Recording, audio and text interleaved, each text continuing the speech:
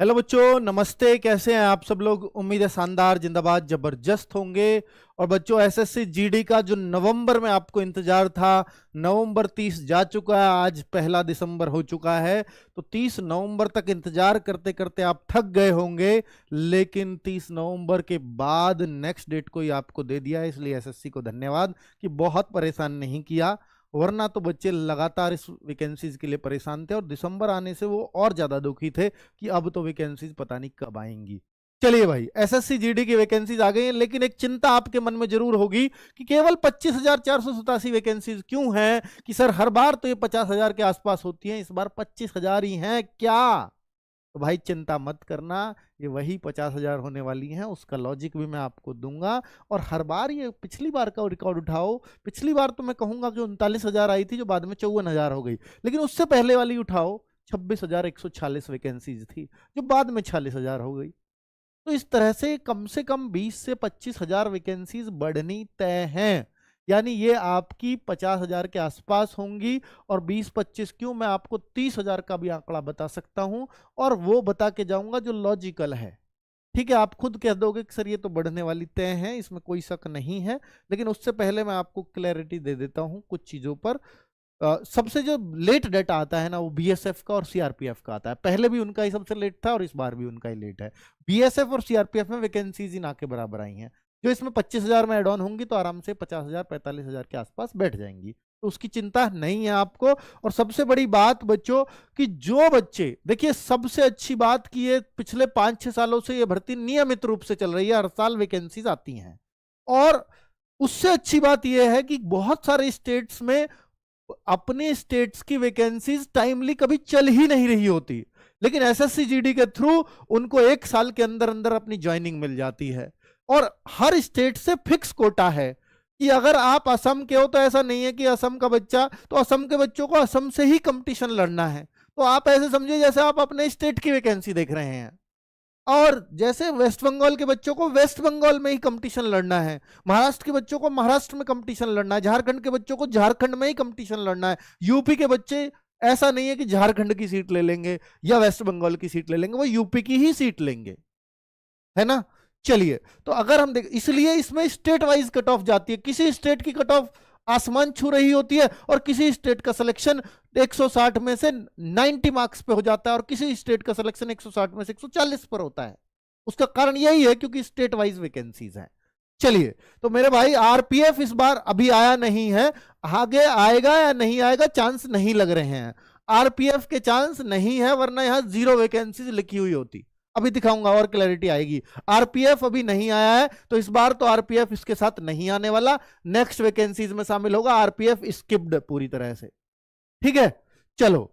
दूसरा तो अच्छी बात है आरपीएफ वालों के लिए, वरना रूल बन जाता है 170 हाइट, और उसके लिए भाई कोर्ट में फेक का केस भी फाइल कर दिया है।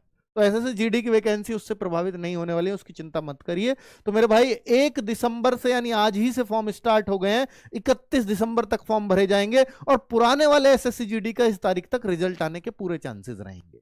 ठीक है, चलो। तो पुराने वाले बच्चे भी परेशान ना हो, और क्योंकि उसका ऐसा ही होता है इनका कि अगले फॉर्म तक पहले वाली वैकेंसी ही क्लियर करने की सोचते हैं कि लास्ट डेट से पहले क्लियर कर दिया जाए, हालांकि कर नहीं पाते। चलो, तो फरवरी और मार्च ये आपके एग्जाम की डेट है, और फॉर्म की करेक्शन विंडो जो है वो, आप देखिए, पहली बात तो फॉर्म में कोई गलती नहीं होनी चाहिए। गलती क्यों हो यार, हम आपको एक एक कॉलम भरना सिखाते हैं और फिर भी आप गलत कर जाते हो, तो ये आपकी गलती है। कल फॉर्म भरने का वीडियो आ रहा है, अगर आप इंटरनेट वाले पे जाते हो तो उसको देख करके जाना, ताकि आप इंटरनेट वाले को समझा सको भाई यहाँ ये नहीं ये डाल। ठीक है, वरना वो चॉइस क्या करेगा, किसी को बीएसएफ लास्ट में चाहिए, बीएसएफ पहले पर डाल देगा, नंबर कितने भी आओ बीएसएफ ही मिलेगी फिर आपको। और वो चॉइस बदलती नहीं है एक बार गलत हो जाए तो, और ये बहुत बड़ी गलती होती है आपसे बच्चों। ठीक है, इन बातों पे विशेष गौर करना। तो भाई 8 जनवरी से 10 जनवरी तक अगर आपकी चॉइस गलत भी भर जाए या कोई फॉर्म में कोई मिस्टेक आ जाए, तो भाई ये एक उन्होंने करेक्शन विंडो दी है, जिससे आप इस चीज को एकदम मतलब करेक्ट भी कर पाओगे। ये बहुत अच्छी बात है कि अगर फॉर्म में गलती, वैसे तो करना मत, अगर करोगे तो 200 रुपया फाइन देना पड़ेगा, तब गलती ठीक होगी। ठीक है, फ्री में गलती सही नहीं होती है। अब देखिए वैकेंसीज कितनी कितनी है बच्चों।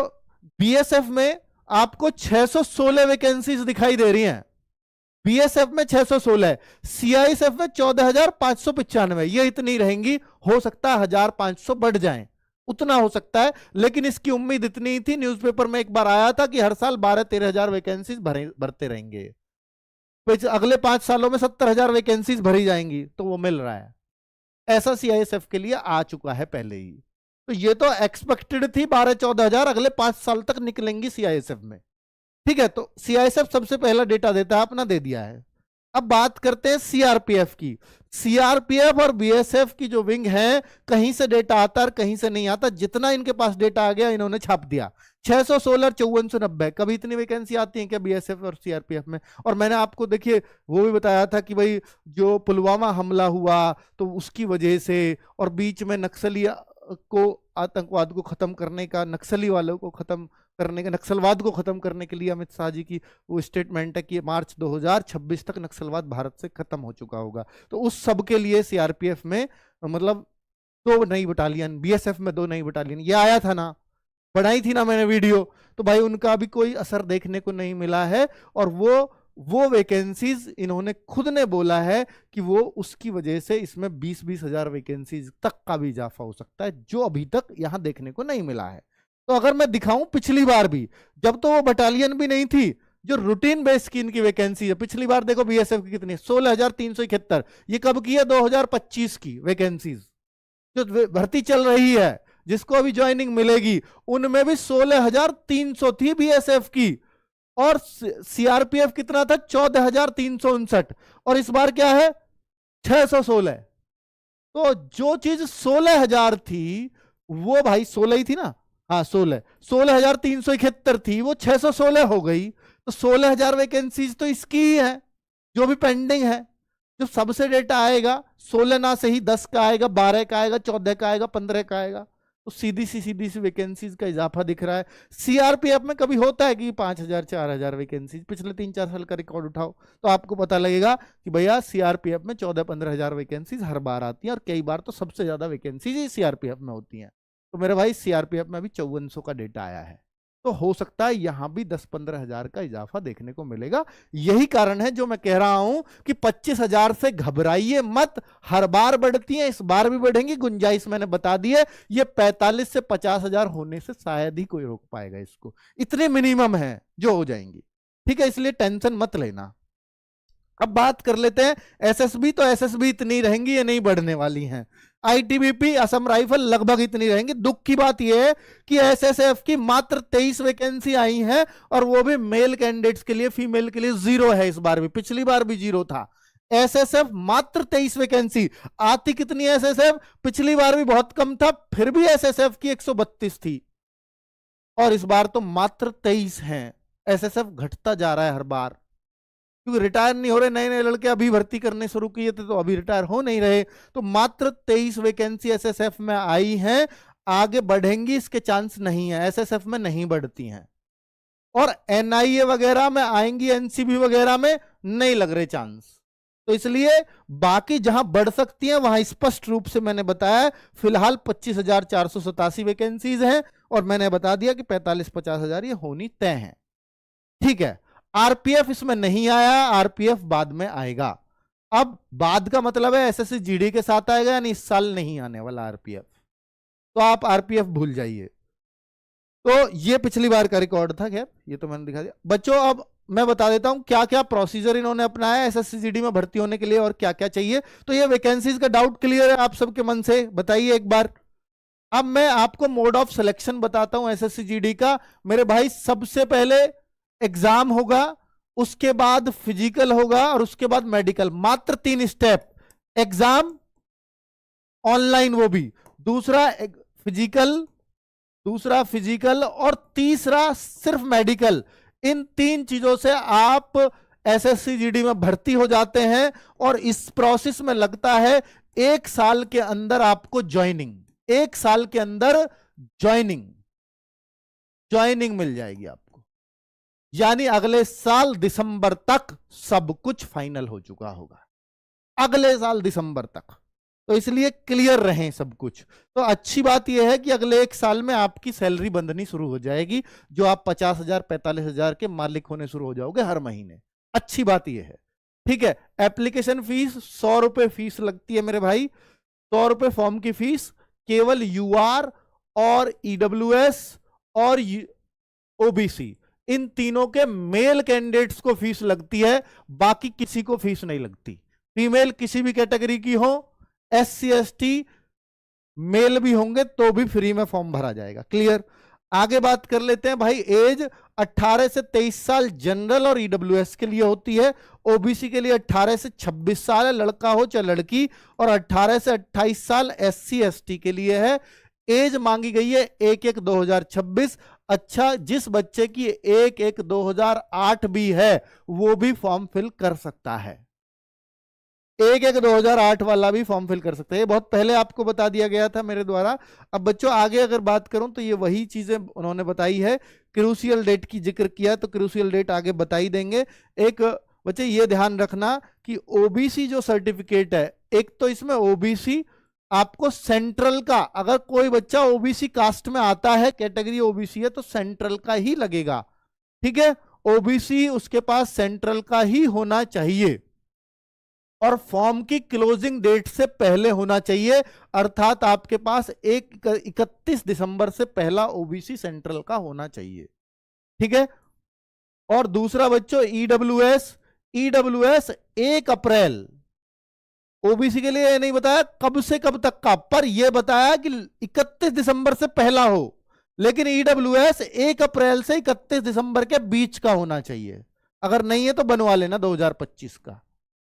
ईडब्ल्यूएस 1 अप्रैल 2025 से लेकर के 31 दिसंबर 2025 के बीच का चाहिए होगा। एससी एसटी में कोई कंडीशन नहीं है। और भैया एक चाहिए domicile certificate. Domicile certificate, domicile certificate हर स्टेट का अलग अलग बनता है और ये कितना भी पुराना हो चलेगा, इसमें कोई डेट की मेंशन नहीं है। क्लियर। ये डॉक्यूमेंट्स जरूरी हैं आपके पास होने। और एजुकेशनल क्वालिफिकेशन 1/1/2026 को आपकी 10वीं कंप्लीट होनी चाहिए।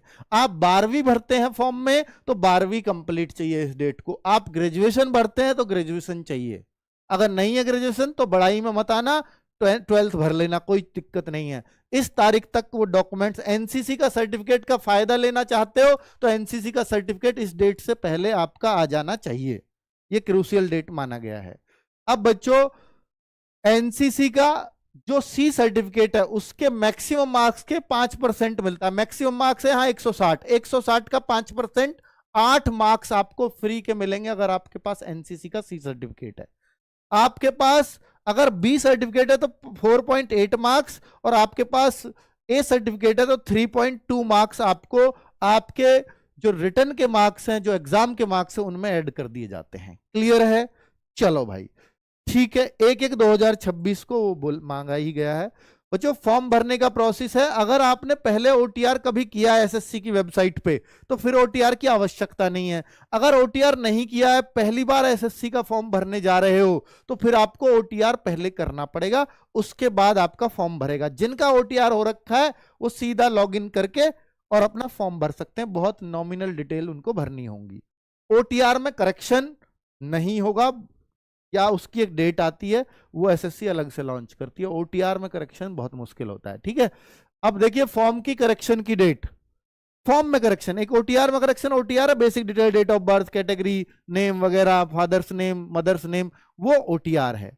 लेकिन अगर पूरी फॉर्म की बात करें तो मेरे भाई फॉर्म का एक एक स्टेप कल वीडियो आ जाएगा, उसको देख करके फॉर्म भर लेना। अगर फिर भी कोई गलती हो जाए, वैसे तो उस वीडियो को देखकर कोई गलती नहीं हो सकती, अगर हो जाए तो 8 जनवरी से 10 जनवरी के बीच में घबराना मत, करेक्शन डेट आएगी। 200 रुपया जो है आप दे करके, ये रहा 200 रुपया दे करके फॉर्म में करेक्शन कर सकते हो। और एक बार करेक्शन कर दिया, सबमिट कर दिया, फिर 500 देने पड़ेंगे अगर फिर भी गलती रह गई तो, पर होगा इसी डेट के बीच। अगर 11 तारीख हो गई एक बार 11 जनवरी, फिर चाहे तुम 10,000 रुपए दे लो, 1 लाख दे लो, फिर करेक्शन नहीं हो ना। कभी सोच रहे हो कि 500 देके तो कभी भी कर लो। तो भाई एग्जाम कब है तो आपको, सॉरी एग्जाम का क्या क्या आता है सबको मालूम होना चाहिए। Reasoning 20 question, general knowledge 20 question, mathematics 20 question, English या हिंदी कोई सी एक चीज 20 क्वेश्चन, एक क्वेश्चन 2 मार्क्स का, तो 40-40 मार्क्स के सभी सब्जेक्ट्स, 160 मार्क्स का पेपर होता है। 60 मिनट आपको करने के लिए मिलेंगे और 2 नंबर एक क्वेश्चन के लिए मिलता है और 1/8 की नेगेटिव मार्किंग होती है। ये क्लियर है। चलो, ऑब्जेक्टिव टाइप पेपर होगा। और बच्चे ये बताया है साथ में कि इन लैंग्वेज में, देखिए हिंदी इंग्लिश तो हिंदी इंग्लिश में ही आएंगी, लेकिन बाकी इन लैंग्वेज में पेपर आता है। मैथ, रीजनिंग और जीके, इन सारी लैंग्वेजेस में, कितनी लैंग्वेज है, 13 लैंग्वेजेस में पेपर दे सकते हो और 2 लैंग्वेज हिंदी इंग्लिश होगी। टोटल 15 लैंग्वेजेस में पेपर आता है। आप चाहो तो चूज कर सकते हो, आप जिस भी लैंग्वेज में पेपर देना चाहो। ठीक है, रीजनल लैंग्वेज में पेपर दिया जा सकता है। ये दूसरा, क्योंकि स्टेट वाइज वैकेंसी, मैंने फिर बोला, ये बिल्कुल आप अपने स्टेट की वैकेंसी समझ सकते हो। फिजिकल के लिए 5 किलोमीटर 24 मिनट में करनी होगी लड़कों को, 1600 मीटर 8.5 मिनट में लड़कियों को करनी होती है। और अगर आप लद्दाख वगैरह रीजन से हो, लद्दाख रीजन से, तो फिर लड़कों के लिए दौड़ 7 मिनट में 1600 है और लड़कियों के लिए 5 मिनट में 800 है। केवल लद्दाख रीजन के लिए छूट है, बाकी और लद्दाख से अलग सबका फिजिकल ये है, ऊपर वाला। अब बात करें कि भाई हाइट जो है 170 सेंटीमीटर लड़कों के लिए और 157 सेंटीमीटर फीमेल के लिए, लड़कियों के लिए। अगर देखेंगे एसटी का कोई लड़का है तो 162.5 भी हाइट चल जाएगी, 150 फीमेल की चलेगी एसटी के लिए। और जो शेड्यूल ट्राइब की, जो all schedule tribe candidates for north east की हाइट और कम होती है, तो उनको और ज्यादा छूट है, 157 और 147.5, इतने लड़का लड़कियों की चल जाएगी। और लेफ्ट विंग, अब देखिए सबकी अपनी अपनी अलग अलग एरिया की अलग अलग हाइट की छूट दी हुई है, अपने हिसाब से पढ़ लीजिएगा। और बच्चे ये जो वैकेंसीज होती है ना, ये बॉर्डर एरिया, नक्सल एरिया और जनरल एरिया के हिसाब से भी रिजर्व होती है। अगर आप जनरल डिस्ट्रिक्ट से आते हैं अपने स्टेट की, तो आपको थोड़ा सा हाई कट ऑफ का मतलब मुकाबला करना पड़ेगा। अगर आप अपने स्टेट की नक्सल या बॉर्डर एरिया से आते हैं, तो आपको अपने स्टेट में कंपटीशन लड़ना है, वो भी नक्सल या बॉर्डर एरिया से, तो कट ऑफ और ज्यादा डाउन चली जाती है। ठीक है, चलिए, तो मेरे भाई ये और कुछ दे रखा है कि जो चेस्ट है लड़कों की ही नपती है, 80 सेंटीमीटर मिनिमम चेस्ट चाहिए और 5 सेंटीमीटर का फुलाव चाहिए। लड़कियों के लिए कंडीशन नहीं है, लेकिन लड़कों में भी इनको छूट दे दी जाती है, जैसे एसटी के लड़के किसी भी कहीं के भी हों, और बच्चे कुमाऊं डोगरा इनके लिए भी छूट है। तो इस तरह से अरुणाचल प्रदेश, सिक्किम, इन बच्चों के लिए भी छूट होगी। आगे अगर बात करते हैं कि भाई और आपको एग्जामिनेशन के टाइम पे आधार बेस्ड आपकी जो authentication will be required to report at the examination center 2 hours before। तो आधार ऑथेंटिफिकेशन, अगर आपने आधार नहीं लगाया है तो फिर आपको जो है बहुत सारी प्रोसेस से गुजरना पड़ेगा, इसलिए फॉर्म में आधार ऑथेंटिफिकेशन कर लेना है ना। ठीक है, और ये आईडी भी मतलब will not be allowed entry such as, इन चीजों से एंट्री फिर अलाउड नहीं होगी। तो कुल मिलाकर के आपके ये एग्जामिनेशन टाइम की टेंशन को कम करने के लिए किया गया है। इसको और डिटेल में बता दूंगा बाद में वीडियो बना के। अब बच्चों फिलहाल जो सबसे इंपॉर्टेंट बात है वो ये है कि पोस्ट प्रीफरेंस कैसे भरें, कौन सी पोस्ट को। हालांकि कल फॉर्म भरते टाइम हम इस बात पर भी चर्चा करेंगे, लेकिन फिलहाल आप सबसे पहले किस चॉइस को भरें, अगर लड़कियां हो या लड़का हो। देखिए बच्चे, अगर आप कहां से हैं, बिहार से हैं, वेस्ट बंगाल से हैं, जो नेपाल बॉर्डर है, भूटान बॉर्डर है, सबसे शांत बॉर्डर है ना, उन पे एसएसबी रहती है, तो एसएसबी इन लोगों की फर्स्ट चॉइस होती है। यूपी के भी गोरखपुर एरिया एसएसबी भरते हैं, वो दिल्ली पुलिस वगैरह सब पीछे है उनके लिए, सैलरी भी अच्छी खासी होती है, तो भाई एसएसबी को वो फर्स्ट चॉइस चुनते हैं। तो सबकी अपनी अपनी अलग अलग तरीके की चॉइसेस हो सकती हैं, लेकिन जो मोस्ट ऑफ द बच्चे हैं वो एसएसएफ को पहले नंबर पर चुनते हैं कि उनको आगे की तैयारी का मौका मिल जाता है।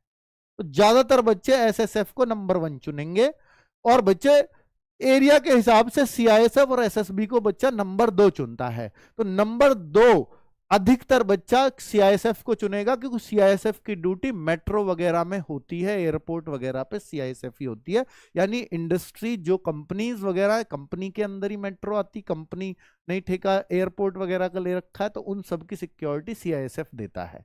ठीक है, अब सीआरपीएफ एक भारत का रिजर्व पुलिस फोर्स है। जब इन स्टेट्स के पास पुलिस का जो काम होता है, जैसे इलेक्शन है, पुलिस स्टेट की कम पड़ रही है, तो फिर सेंट्रल की पुलिस आ जाती है, सेंट्रल रिजर्व पुलिस फोर्स। तो सीआरपीएफ का वो काम है। आप कहो ये तो नक्सलवाद पे को भी देखती है, हाँ देखती है, आतंकवाद को भी देखती है भाई, पुलिस ही तो निपटेगी उनसे, पुलिस कम पड़ रही है उन राज्यों की, तो सीआरपीएफ निपटती है। तो कुल मिलाकर के बच्चों 3 नंबर, फिर भी मैं कहूंगा ये वैसे तो 2 नंबर जिन स्टेट्स के पास है, वरना ये क्या है 3 नंबर तो सभी बना लें इसको। और बच्चे फिर अब कुछ बच्चे कहते हैं कि सर मैं तो सामने से दुश्मन की वो करना चाहता हूं, सामना, तो भैया पाकिस्तान बॉर्डर पे बीएसएफ लगती है, बांग्लादेश बॉर्डर पे बीएसएफ लगती है। तो आप फिर ये चुन सकते हो, अपनी अपनी चॉइस है। देश सेवा की सारी नौकरियां फुल देश सेवा का मौका मिलता है फ्रंट पे रह करके। और मेरे भाई आप देखो, और ये परमानेंट नौकरी है, अब अग्निवीर तो नहीं है, इसलिए एसएससी जीडी की तरफ बहुत रुझान आया है बच्चों का जो देश सेवा करना चाहते हैं। तो मेरे भाई देखो, आईटीबीपी का काम बता देता हूं। आईटीबीपी में सैलरी असम राइफल और आईटीबीपी में बहुत अच्छी बनती है, और ये सब पहाड़ों पे ही नौकरी रहती है। पहाड़ वहाड़ घूमना पसंद है तो आईटीबीपी असम राइफल बहुत सारे बच्चे चुनते हैं। नॉर्थ ईस्ट वाला बच्चा तो आईटीबीपी और असम राइफल ही चुनता है। तिब्बत चाइना बॉर्डर पे पूरा आईटीबीपी ही रहती है, ठीक है। असम राइफल ये भी उधर के एरिया, नॉर्थ ईस्ट वाले एरिया में ही आपको इनकी पोस्टिंग मिलेगी। और अगर आप बिल्कुल फौज वाली ड्रेस चाहते हैं, आर्मी वाली ड्रेस, एकदम आर्मी वाली, तो असम राइफल है। बहुत बच्चे इसको फर्स्ट चॉइस सेकंड चॉइस बनाते हैं। फर्स्ट चॉइस सिर्फ असम राइफल चाहिए, चूंकि मुझे आर्मी की वर्दी पहननी, तो ये रही आर्मी जैसी वर्दी बिल्कुल, है ना। तो अब आपकी चॉइस देखो 1 2 3। बाकी बच्चे, बहुत सारे बच्चे इसको भी अपना 4 बनाते हैं, बहुत सारे बच्चे इसको भी अपना 5 बनाते हैं, बहुत सारे बच्चे इसको 6 पे लाते हैं। तो अपनी अपनी चॉइसेस हैं, आप जैसा भरना चाहो। बाकी मैंने आपको एक प्रीफरेंस दे दी है कि सबसे पहले बच्चा एच भरता है, एच ये है ना एसएसएफ, तो ऐसे भरी जाएंगे क्रम। फिर 2 नंबर पे मैंने क्या बताया, बी सीआईएसएफ। आप कहो सर इसकी तो वैकेंसीज कम है एच की, तो भैया नहीं होंगी इसकी। अगर आपके अच्छे मार्क्स आ गए तो ये मिल गए, नहीं आई तो फिर वो दूसरी चॉइस पे अपने आप आएंगे आपकी पे, ठीक है। इससे आपको टेंशन नहीं लेनी कम है ज्यादा है वैकेंसी, आपको जो पसंद है वो भरो। तो एच हो गई, बी हो गई, 3 नंबर पे डी हो गई। देखिए बच्चे, ये मैं जो ज्यादातर बच्चे भरते हैं, जो ज्यादातर पसंद करते हैं, मैं उस हिसाब से बता रहा हूं। आपकी चॉइस भिन्न हो सकती है, आप थोड़ा चेंज कर लेना, आपको जो ज्यादा पसंद हो, ठीक है। एच बताया, फिर बी बताया सीआईएसएफ, फिर डी बताया एसएसबी, और बच्चे फिर बता रहा हूं मैं, हाँ सॉरी मैंने तो सीआरपीएफ तो छोड़ ही दिया। तो हाँ, एक वो एच बी डी, तो 1 2 3, हाँ चौथे पे सीआईएसएफ, और 5वें पे आप आईटीबीपी, 6ठे पे ये, और 7वें पे लेते हैं अधिकतर बच्चे बीएसएफ को लास्ट में, ठीक है। कुछ बच्चे फर्स्ट पे भी बीएसएफ डालते हैं, मैं फिर याद दिला रहा हूं, क्योंकि वो कहते हैं मुझे फ्रंट से देश सेवा करनी है, तो फिर वो बीएसएफ फर्स्ट पे करते हैं। तो अपनी अपनी चॉइसेस हैं, ठीक है। H B D. अब चौथा नंबर किसका दिया मैंने, सीआरपीएफ का, तो सीआरपीएफ है सी। और बच्चे 5वां नंबर दिया है मैंने आईटीबीपी का, ई। फिर दिया है मैंने असम राइफल का, एफ। और फिर दिया है मैंने लास्ट में, ए। और बच्चा जो आपका इंटरनेट वाला है ना, साइबर कैफे वाला, वो ऐसे भरता चला जाता है A B C D E F, तो पहले पे कितने भी नंबर ले आओ बीएसएफ ही मिलेगी। ऐसा बहुत बच्चों के साथ हुआ है। एक लड़की थी 2023 में, रैंक 1, उसको बीएसएफ मिली थी, क्योंकि वो इंटरनेट वाले ने फॉर्म भरा था। फिर ये चेंज नहीं होती, एक बार भरने के बाद करेक्शन डेट पे चेंज करा सकते हो, पर उसके बाद नहीं होगी फिर। और आरपीएफ की भर्ती कब आएगी, कैसे आएगी, अभी इसके बारे में कोई अपडेट नहीं है, अगर होता तो मैं बता देता आपको। फिलहाल यही इंफॉर्मेशन है। और हाँ, आगे अब तैयारी कैसे करें, कर्मा बैच कब आएगा 2.0, बहुत दिन से आपको इंतजार था। कर्मा 2.0 बैच आ चुका है, अभी आप एप्लीकेशन में ले सकते हैं। मैंने बोला था उसी दिन ले आऊंगा, जिस दिन वैकेंसी आएंगी तो ले आया। 799 बिल्कुल वही प्राइस है, और GD20 कूपन कोड लगाने से 639 में मिल जाएगा। जो बच्चे, और जिन बच्चों ने कर्मा बैच खरीद रखा था पहले, तो आपसे वादा किया था ये फ्री मिलेगा, तो उनको कोई खरीदने की आवश्यकता नहीं है, उनके लिए फ्री है ही, ठीक है। बच्चे कैसे खरीदना है, तो आपको फ्रंट में ही एप्लीकेशन पे जाओगे, फ्रंट में ही दिख जाएगा स्लाइडर पे ही, तो कर्मा 2.0, या ऐसे घुमा, ऐसे कर लेना स्लाइडर को, तो आपको दिख जाएगा कर्मा 2.0 बैच। फिर इस पे बाई नाउ पे क्लिक, अप्लाई कूपन में GD20 लिखेंगे तो 799 का प्राइस 639 हो जाएगा। यही प्राइस पहले था, यही प्राइस 3 साल पहले था, यही 4 साल पहले था, यही आज है। क्योंकि SSC GD की नौकरी हमें पता है बहुत बहुत गरीब से गरीब घर का बच्चा भी इसकी तैयारी करता है, बहुत ही लोअर क्लास फैमिली का भी बच्चा तैयारी करता है। तो फीस वही रखी है, ना बढ़ाने की जरूरत है, ना कभी समझते हैं। तो बच्चे क्लासेस की जो है इसकी स्टार्ट हो रही हैं 8 तारीख से, नेक्स्ट मंडे से इसकी क्लास स्टार्ट कर रहे हैं। आप कहो सर ये तो फिर एग्जाम बहुत जल्दी आ गया, तैयारी कैसे होगी? तो मैं आपको एक और बता देता हूं एग्जाम की बात। वैसे तो दिल्ली पुलिस से अब डरने लगने लगा है, दिल्ली पुलिस से जब से SSC चेयरमैन हमारी ये वीडियो ना देख ले, पता नहीं जन क्या क्या कर देते हैं। भाई MTS को स्किप कर गए वो, अब MTS होना है 22 जनवरी के बाद। MTS 22 जनवरी के बाद ही होगा, और 22 जनवरी के बाद स्टार्ट होगा, इसलिए इसको फरवरी में लिखा है। और 22 जनवरी के बाद मैं ये मान लेता हूं कि 25 जनवरी से हो गया, तो भाई ये 1 महीना चलेगा। तो 1 महीना चलेगा तो कम से कम 20 फरवरी तक तो आपका यही निपटेगा, क्या MTS, ठीक है। उसके बाद ही 20 फरवरी के बाद ही SSC GD का नंबर आता है। तो ये सही दे रहे हैं, SSC GD फरवरी से ही शुरू कर देंगे और 20 फरवरी के बाद स्टार्ट हो पाएगा और अप्रैल तक देंगे। तो भैया SSC की हर बात पे अब यकीन है, 20 फरवरी के पर बाद हो पाएगा और तब तक हमारा बैच भी बहुत अच्छे से कंप्लीट हो जाएगा, उसकी चिंता नहीं है। चलिए, थैंक यू वेरी मच, नमस्ते।